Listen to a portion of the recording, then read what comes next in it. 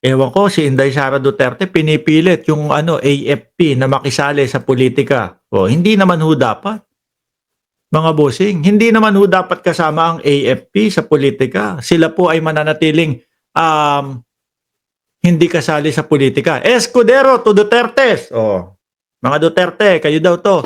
Don't drag AFP into politics. Kasi po, ang Armed Forces of the Philippines, PNP, at iba pa po, mga Marines, yan po, sila po ay tapat po sa kanilang panunungkulan at tapat po sa watawat ng Pilipinas. Hindi po kay Bongbong Marcos, hindi po kay Duterte, hindi po sa kung sino mang politiko. Sila po, mga kababayan, ay naglilingkod sa watawat ng Pilipinas. Di ba? Sa napangaralan ni Trillanes, ni Escudero itong mga Dutertes. Senate President Francis Escudero on Monday urged, no? Ay, may naalala ako doon sa urge. Sino naalala nyo doon sa the urge? Kami pong mga lalaki, meron po kaming urge. Naawa ako bigla kay Mariel nun. Nung narinig ko kay Binoy. Senate President Francis Escudero on Monday urged that the Duterte camp not to involve the armed forces of the Philippines in every issue involving the political family. Alam niyo kasi mga kababayan, simula pa lang po nung nagmautog sila, pinipilit na nilang makuha ang suporta ng AFP. Na kung naalala niyo po, si Pantaleon Alvarez, no? Umakyat sa entablado ng mautog at hinihimok ang Armed Forces of the Philippines, so ang ating mga kasundaluhan na magtanggal ng suporta, no? Sabi ng mga kongresista, parang hindi mo alam yung batas Parang hindi mo alam na sedition yung sinisigaw mo diyan. Siguro nahimasmasan po, parang hinilamusan ng malamig na tubig si Pantaleon Alvarez pagkatapos nun, 2 linggong hindi nagpakita sa media. Tumahimik ho, mga kababayan. Mali naman talaga Pinipilit nilang makuha yung suporta ng AFP. Bakit? Para magkudeta? Para talikuran ang ating Pangulo? Malabo.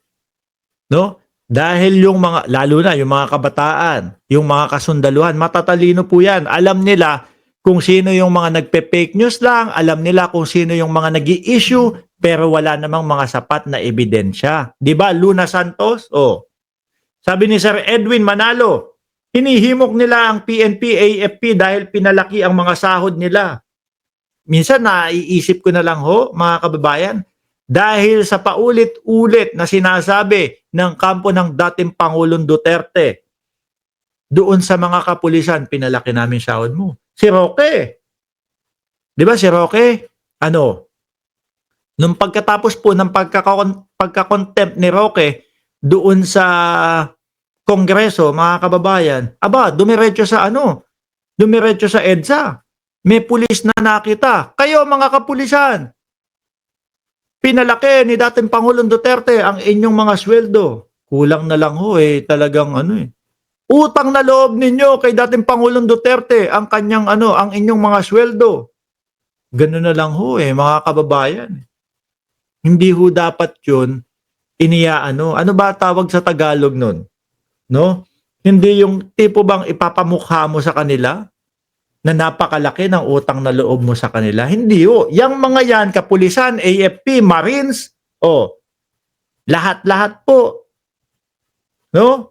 Lalo na kasama yung grupo ni Jay Tariela, mga kababayan. Wag isumba, tama si Prag Stump. 'Di ba? Buhay po ang iniaalay niyan. Kada araw-araw na pumapasok po sa kanilang trabaho, ang isang paa nila nasa hukay. Mga bossing, mga DDS, no? Huwag niyong isinusumbat 'yun. Dito, kung saan naroon ako sa Amerika, pag may nakakasalubong na mga na mga naglilingkod bayan, yung mga Marines, yung mga armed forces, sasabihin nila, salamat, sa inyong serbisyo. No? Sa Pilipinas po, oy, utang na loob nyo kay dating Pangulong Duterte. Kaya ang naiisip ko, mga kababayan, kaya tinaasan nitong mga ito ang sweldo ng mga kapulisan para pagdating ng araw na tapos na ang panunungkulan ng dating Pangulo, meron silang masasabi. Meron silang maisusumbat. No? Para bumalik sa kanila ang suporta ng mga yun, ng AFP, ng PNP. Hindi po maiaalis sa isipan nating isipin yun, mga kababayan. No? Dahil lagi nilang sinasabi yun na ipinamumukha nila na utang na loob ng ating mga kapulisan.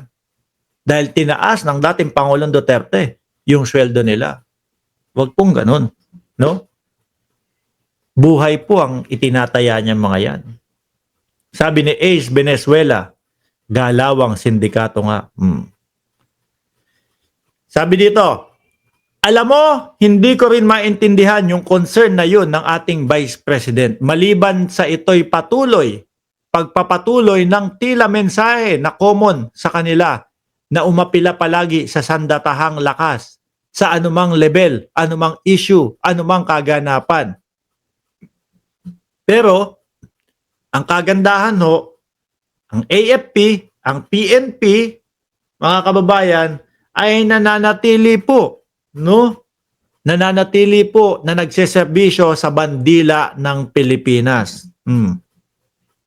Bobo na lang yung sasama doon sa mga DDS, sa mga Duterte. Di ba? And Justice, tama ba yung pagkakaano ko dyan, bigkas ko dyan? Mabuhay ka, Sir Mark. Salamat to. Liv Morgan, shoutout sa'yo. Di ba? BO na lang yung sasama doon.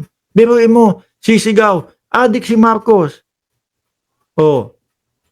May bike ka, may ganito, walang mapatunayan. Merong inilabas na video, nangangati na naman ilong ko. May ilabas na video, wala. Pangmumurahin yung editor na nakuha nila.